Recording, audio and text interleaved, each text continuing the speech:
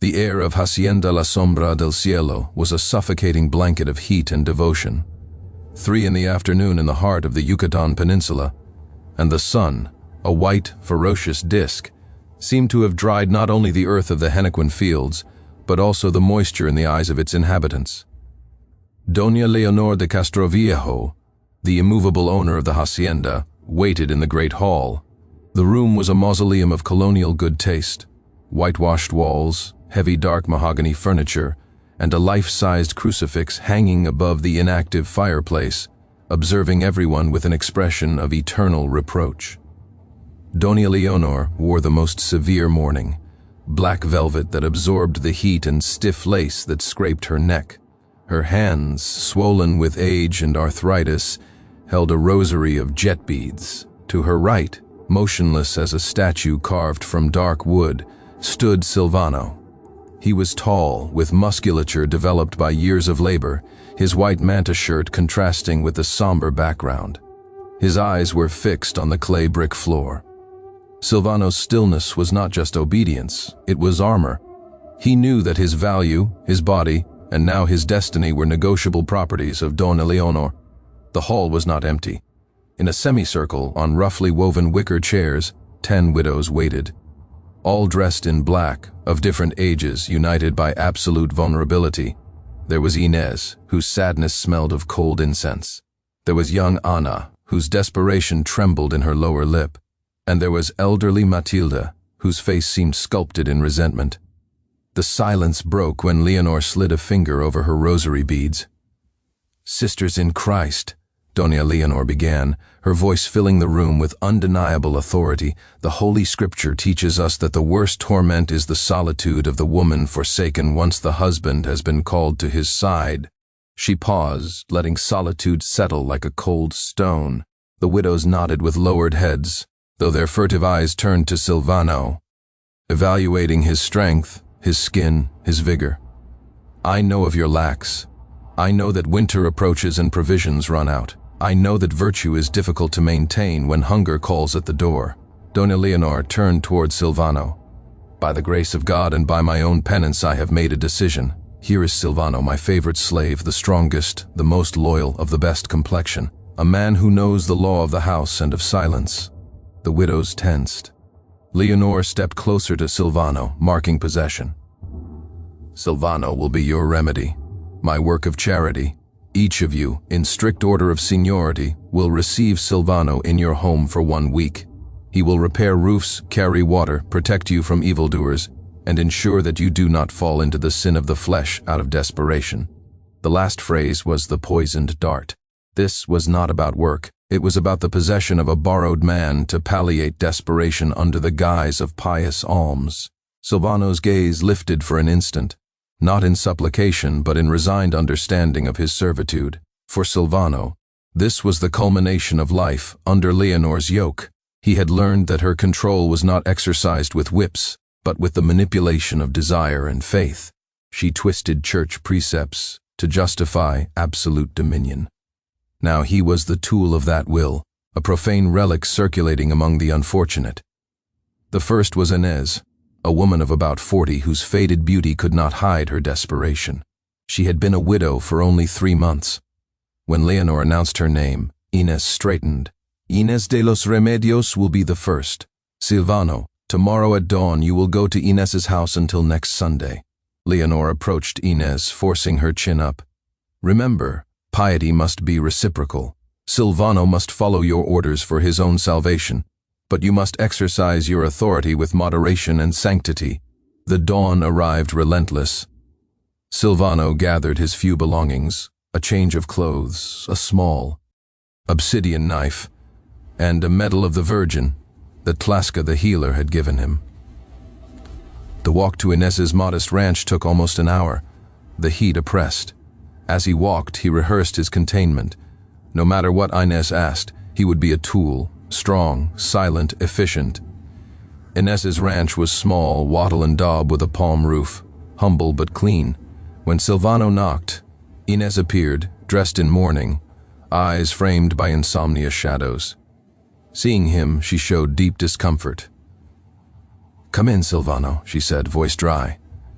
The interior smelled of dried herbs and solitude. "What do you need, Señora Inés?" "The kitchen roof has given way from the storm, and I need water. The well is too low, and the jugs are heavy." Silvano nodded without a word. Physical work was liberation. He spent hours repairing the roof, climbed, repaired beams, wove palm. The sun burned his neck, sweat ran down his back, but concentration was a balm. When he finished, he descended and drank water. Inés approached with tortilla and beans. "Thank you, Silvano. It will be safe now," she said, voice firmer, grateful. The critical moment arrived at dusk. Heat had subsided, giving way to a gentle breeze carrying the sweet smell of night flowers. Silvano sat against the outer wall, watching fireflies. Inés came out with her mantilla on and sat on a stone bench nearby. "My husband Jaime was a good man. He died of fevers 3 months ago," she whispered, looking at the stars. Silvano knew this was a test, an attempt to humanize the borrowed object. "I'm sorry, Señora." Inés turned to look at him, moonlight barely illuminated her.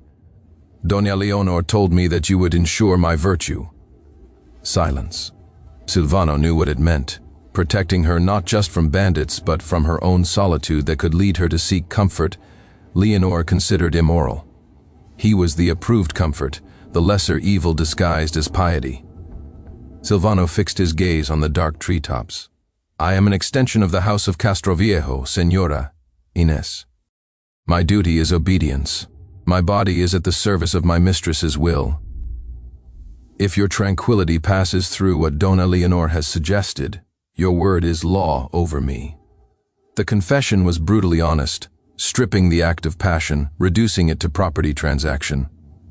Inés heard this, and her shame seemed to grow.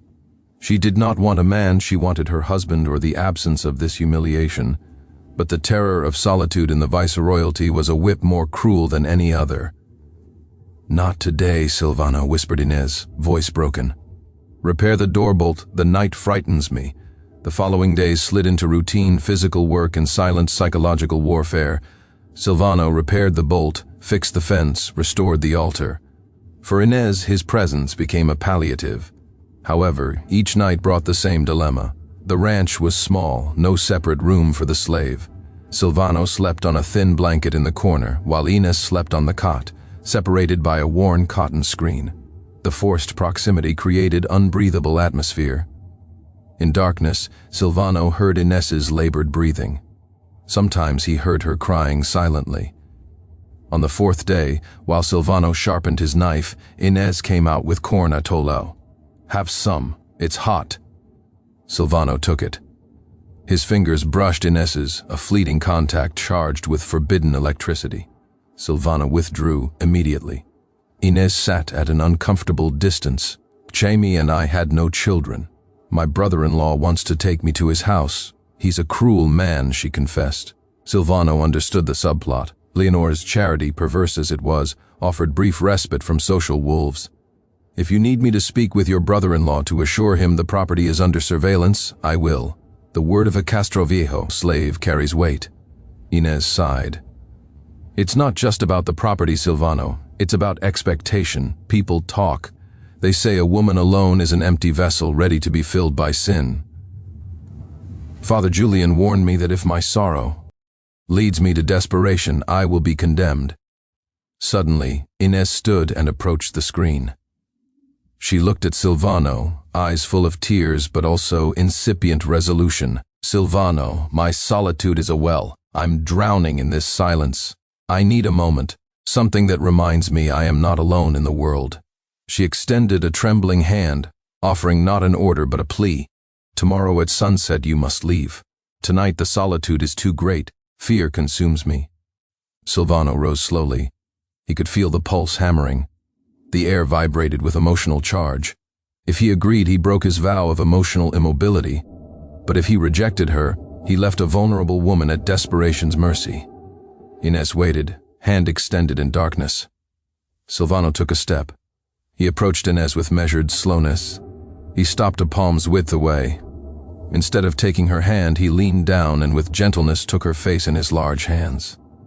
"Señora Inés," said Silvano, voice a low murmur, "loneliness is the punishment Doña Leonor imposes, and comfort is the bait. Do not do this out of desperation. If you do, she wins. If I am only a thing to you, use me as such, and we will feel no guilt." Inez closed her eyes. Silvano was dismantling the moral facade, forcing her to face the raw reality of the barter. "I want to forget the sorrow, Silvano, just a moment." Silvano nodded once, gravely. What followed was an encounter devoid of lightness, not the rapture of lovers, but mutual comfort of two trapped souls. For Inez, it was release of tension. For hours, loneliness dissipated, replaced by the tangible human weight of Silvano. At dawn, Silvano rose.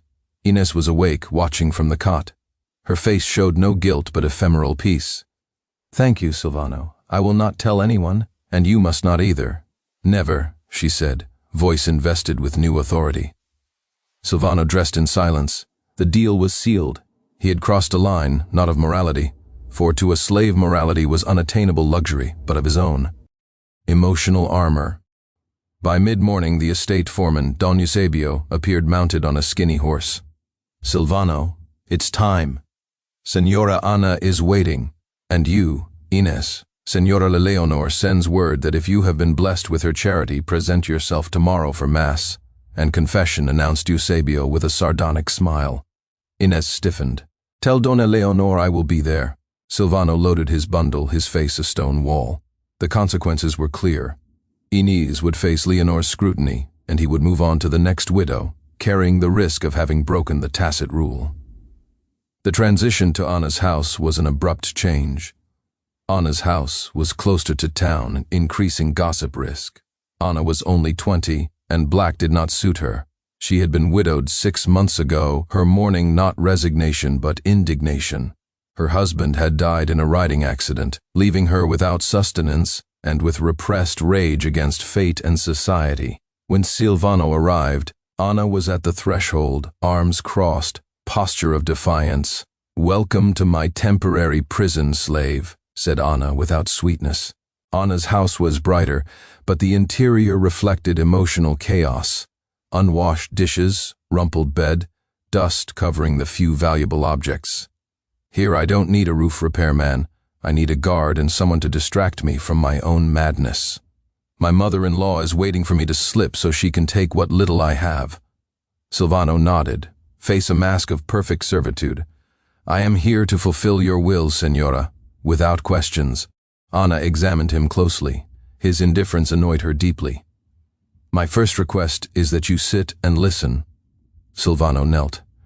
"Doña Leonor thinks I'm a child. She thinks she can lend me the most attractive man on her estate under the pretext of piety, and that I will fall into temptation, stain my mourning, and fall under her mercy. She's wrong."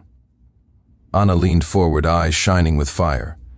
"My brother is a man of honor in Mexico City. He will get me out. But if I show the slightest lack of decorum, Leonor will sabotage my escape. I don't want you. I don't want Leonor's charity, but I need you as an alibi. While you're here, be my perfect shadow, do your work, appear impeccable. But beneath the appearance, talk to me about the estate, about Leonor, about things a slave hears. She has enemies. Are there secrets? Is there something I can use to convince my brother that Leonor is a danger?" The air was charged with danger. It was no longer about comfort or work. It was about betrayal and intelligence. If Silvano revealed Castroviejo's secrets, he became a spy. But if he refused, Anna could denounce him for insubordination. Silvano remained kneeling. "Senora Ana, my loyalty is to the house that owns me. Doña Leonor's secrets are my silence. If I spoke, you would have information, but I would have no life." Anna laughed, dry and bitter. "Ah, the loyalty of the object. You are interchangeable. You have 1 week to reconsider. If you help me, I promise that when my brother frees me from Yucatán, you will be the first free man I see." The promise of freedom, the cruelest lure for a slave, echoed in the room. Silvano spent the next days under constant pressure. Anna watched him. At every pause, she tried to probe. One afternoon, while Silvano sharpened his knife on the porch, Anna came out with fresh lemonade. She sat closer than Inez had dared. "Your silence is your greatest virtue, Silvano, but also your greatest lie. A man so intelligent cannot be blank. Tell me something simple. What does Doña Leonor fear?" Silvano stopped sharpening. He looked at Anna, eyes steady. "Doña Leonor fears God, Senora. and fears that control will slip from her hands. It was the truth, but so vague it was useless. Anna snorted. She fears money, the church, and the crown's officials. But what would break her? Silvano stood, ignoring the question. There's a rattlesnake I saw near the well. I'll look for it. Safety first, Signora. Anna became enraged. She stood abruptly. Don't evade me. If your life depends on my gratitude, why insist on loyalty to one who despises you? Loyalty to one who despises me, Signora, is predictable. Loyalty to one who promises me something is risky. And I do not risk my life for a promise, replied Silvano, body bent in servitude, but words sharp. Anna was speechless. Then her fury transformed. And what about Leonor's charity? Or was Inez the exception? She cries a lot in church. She cried when she had you. The mention of Inez was unexpected. Silvano's face contracted in controlled pain, not guilt but betrayal. Anna using Inez's privacy as ammunition. Anna interpreted the silence as confirmation. Very well, Silvano. If you don't give me secrets, I'll create my own. Tomorrow my mother-in-law visits, and if she sees me too comfortable, she will say I have stained my mourning. It would be a shame if my desperation forced a situation Doña Leonor could not ignore. If you don't give me control, I'll take it, and it won't be good for you or for Inez. Anna had raised the stakes to extortion. Silvano's dilemma had gone from personal to protecting others from Leonor's charity consequences. Silvano straightened to full height. You are playing with fire, Signora. You have no idea of Doña Leonor's power or her cruelty, but I understand your need. I will protect your house and you on conditions. If you need a man at your side to face your mother-in-law, I will be that man. But my mouth remains sealed. The following day, Anna's house transformed into a tense stage of social confrontation. Silvano polished the facade, cleaned the yard, pruned rose bushes, displaying impeccable diligence. He was now visual proof of Anna's protected virtue. Anna's mother-in-law, Donna Clara, arrived mid-morning with her son Rodrigo. The confrontation began immediately. Anna, daughter, your mourning is a scandal. You have let your house become a nest of dust. Where is the piety for my son's soul? Anna stood, back perfectly. Straight. Mother Clara, my sorrow is private, but my house is secure. Thanks to Doña Leonor's charity, I have Silvano.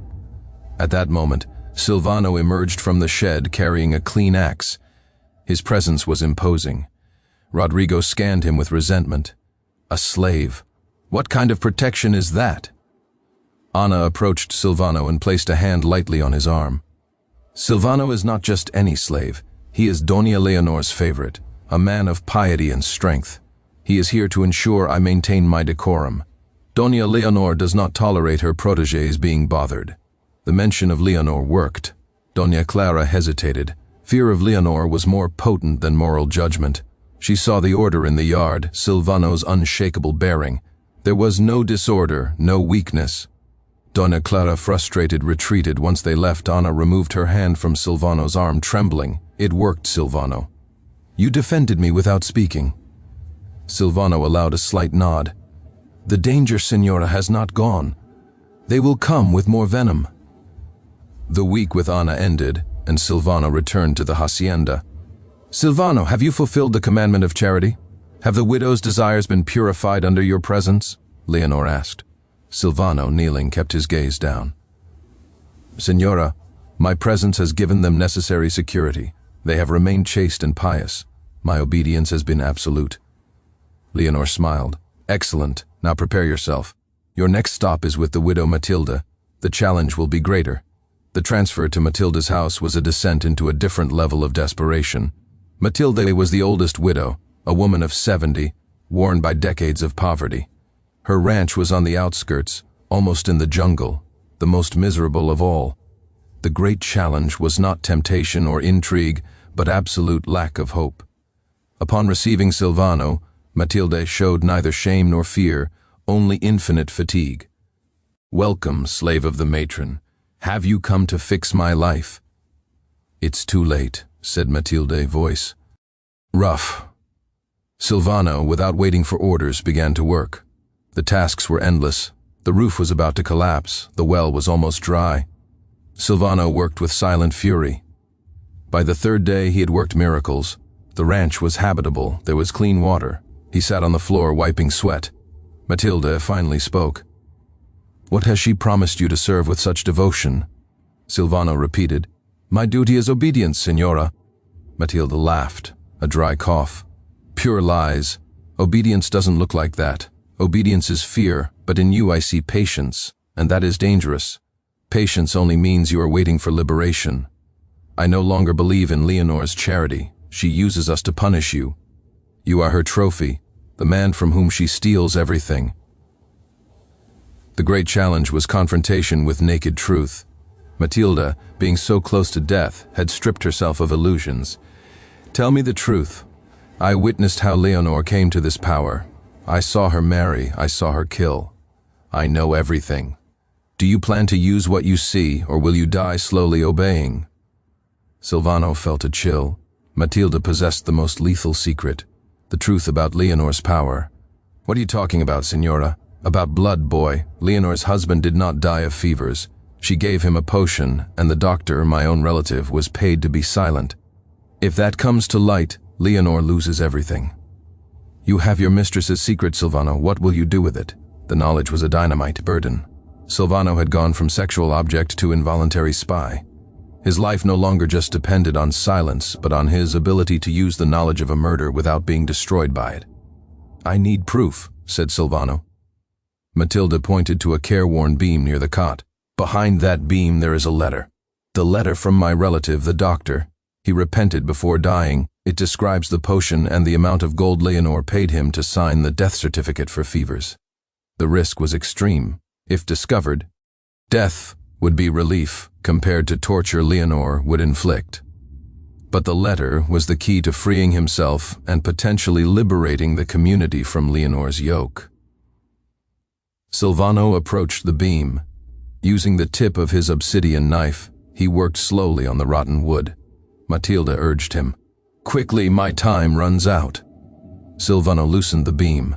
Behind it, in a dark cavity, was a package wrapped in yellowed linen. He pulled it out, sealed with old wax.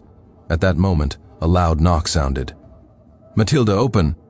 "I am Eusebio," shouted the foreman. "The matron sends provisions. Silvano, come out immediately." Panic ran through Silvano, but training prevented visible fear. Quickly he slipped the linen package inside his shirt. Matilde coughed loudly, giving Silvano precious seconds. "I'm coming, Eusebio, old and slow." Silvano positioned himself beside the door. Matilde opened. Eusebio entered, bringing tobacco and sweat stench. His bulging eyes scanned the cabin, stopping on Silvano. The matron received a letter, a complaint. It says that in the house of the widow Inez, the slave showed too much familiarity. What does that mean, slave? The moment of greatest tension had arrived. Not only did Silvano have proof of murder against his chest, but Leonor was already activating reprisals. The price of humanity was imminent torture. Silvano straightened to full height. There was no defilement, Don Eusebio. Senora Inez was alone and feared for her life. My presence is only the extension of Doña Leonor's protection. If my mistress has any complaint about my service, she should be the one to express it, not you. The insolence took Eusebio by surprise. His face turned red. Do you dare? You are just a slave. I am Doña Leonor's favorite slave, Silvano interrupted, using Leonor's title as shield. Matilda coughed, but in the intensity there was admiration. Eusebio stepped back, unbalanced. We will return to the Hacienda right now. The matron wants to see you. Silvano nodded, bowed to Matilda. I have finished with the repairs, Senora. May God protect you. Matilda squeezed his hand with surprising force, a silent acknowledgement of the secret's transfer. The walk back was quick and tense. The linen package felt like a mortal weight against his chest. At the Hacienda, the sun was beginning to set. Leonor waited in the mahogany and darkness office. This time she was standing beside her desk, hands resting on a thick, leather-bound Bible. Silvano, you have disappointed me.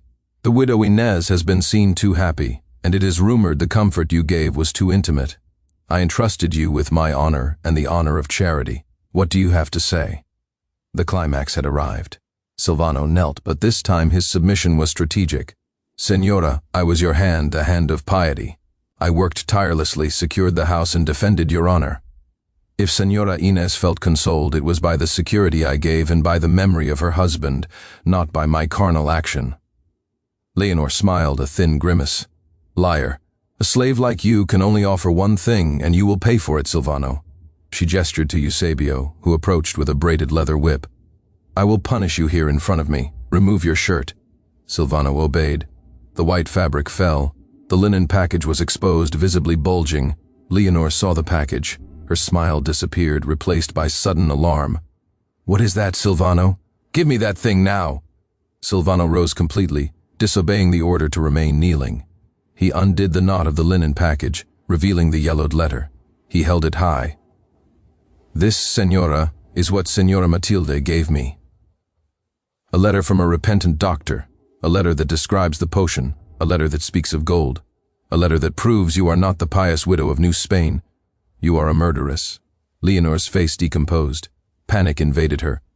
Eusebio stood paralyzed. Silvano had found the matron's darkest truth and used it at the climax. "Eusebio, take it!" "Steal that letter!" shouted Leonor, voice shrill and broken. Eusebio took a step forward, but Silvano moved first. He did not try to fight. Instead, he threw the letter toward the inactive fireplace. The yellowed paper fluttered and fell on the cold marble base where the crucifix hung. Leonor's movement was instinctive. She ran toward the letter with improper speed, gasping, and took it in her trembling hands, examining the broken seal. Silvano knew that by throwing the letter he had gained time but not secured freedom. Now the letter was back in his enemy's hands. "Lies, witchcraft! This is a trap from that old witch Matilde," shouted Leonor, pressing the paper against her chest. "Matilde is dying, Señora, but the truth is not," replied Silvano, using calm to amplify his threat. "She told me everything, and if that letter disappears, others will know. The widow Ana, whose brother is an officer in the capital, asked me about your secrets.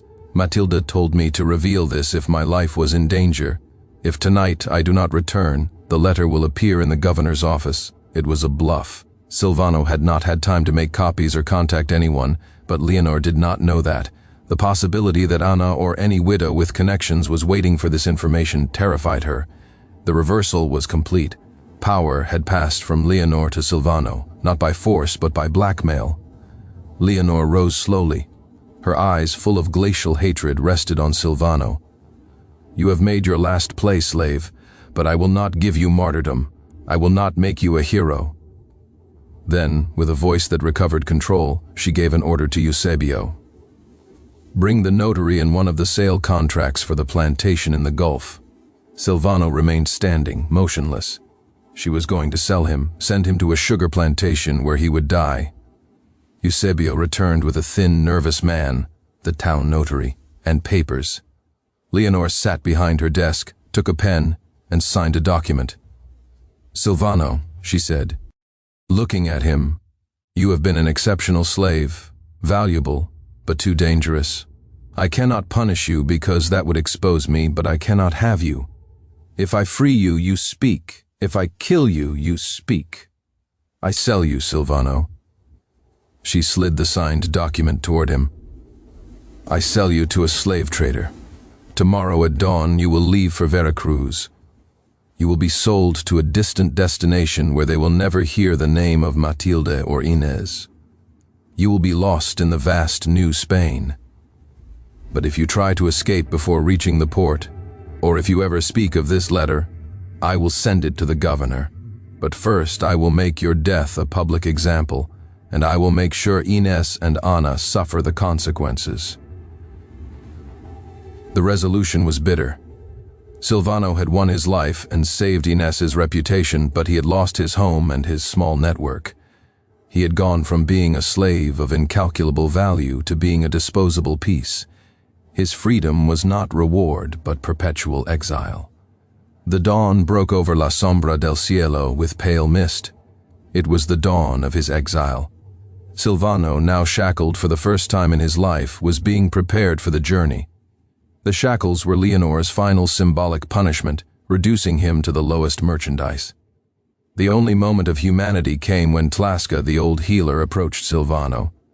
She slipped him a small leather bag whose contents tinkled softly, a few silver coins, enough to buy water or a day of refuge.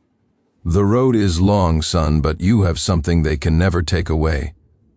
"The truth," whispered Tlaska, eyes full of tears. "Matilda died last night in peace. Her revenge is you." Silvano nodded, throat too tight to speak. He had saved Ines and Ana from immediate persecution, but he had lost his own world. They mounted him in an ox cart, along with other goods destined for trade. As he passed through the estate gate, Silvano turned his head to look one last time at the home that had forged and broken him. The sun broke through the mist, illuminating the main facade. He had negotiated his life at the price of his total uprooting. The matron had not won, but Silvano had not been freed either. He was an exile, a nameless man in the vast and cruel empire.